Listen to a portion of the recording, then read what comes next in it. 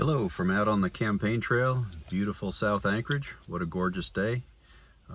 Light breeze blowing, blue skies, it's just wonderful. So I'm out getting ready to do more walking and thought I would make another video. I do them in the car because it turns out it's got pretty good sound, it's a comfortable place to sit, and I can prop my cell phone up. So anyway, getting ready to do a walk. We've got a mask, check. Sunscreen for today, check. Sunglasses, I'm good. Bear spray, still got that. Lots and lots of rack cards for handing to folks and leaving on doors when I walk. So pretty much good to go. I thought I might talk a little bit about money today. Sometimes people say, well, you know, are you pro PFD? Are you going to get my PFD? Or are you for taxes? Or what are you for? And well, I've explained that to some degree on my website, but I guess things always can stand more explanation. So my big concern, to put it in the big picture, is about how much money the state or the feds or anybody, any governmental body, how much money do they take out of the private sector? And how much do they leave? What's left over when they're done taking what they think they need? And I think for me, that's really the root cause of all of the questions about money is, what does the state really need? In this case, let's focus on Alaska.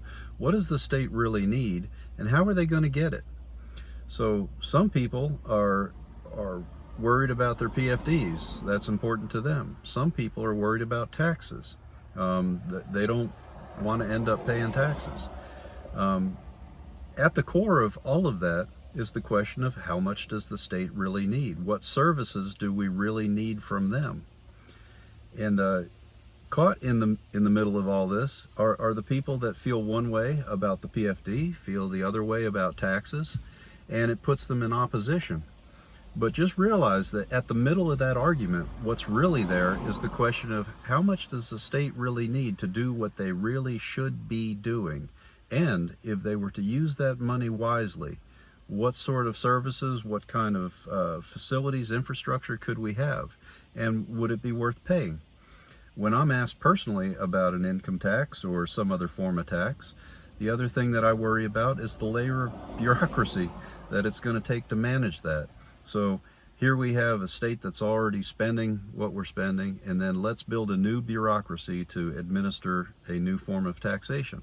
That doesn't sound like a winning plan right off the bat. So my point, we need to cut more, we need to push harder of driving value out of what we get. That way the cuts won't be so painful, because we won't be cutting on the basis that we can't still do better in delivering from the money that we're already spending. That's called value. So let's get more value out of what we spend.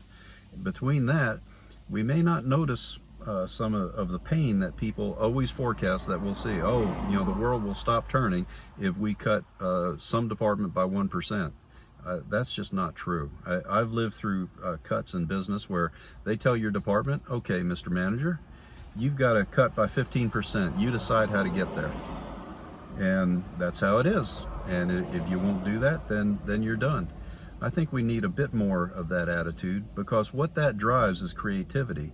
That causes the people in positions of responsibility, that causes them to become accountable. And they have to decide, well, how am I going to get there? How am I going to reach this target? You can do it, I don't know, what's the right word?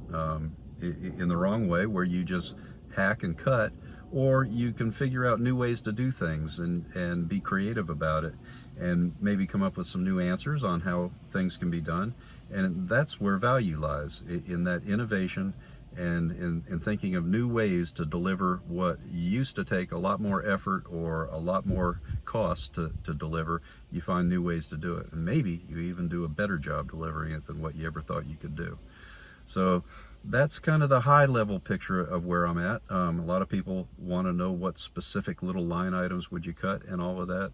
We'll get there, but before we get there, we have to be chasing the right vision. We have to be on track with the big picture of where we're going. We have to reimagine some of the things that we're doing, because the world has changed while a lot of things have just stayed still that need to be moved along, and embrace what's coming, embrace what's already happened.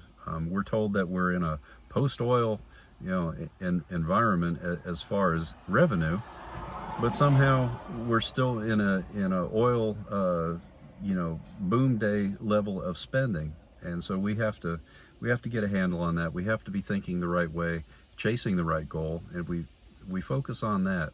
I think we can have a brighter future than what some people are thinking right now. So anyway, thank you. I'm James Kaufman. I approve this message. It was made by me on my little iPhone 10. So good talking with you. See you around. I'm going to go hit some doors now. Thank you. Paid for by Kaufman for House, P.O. Box 230773, Anchorage, Alaska 99523, 0773.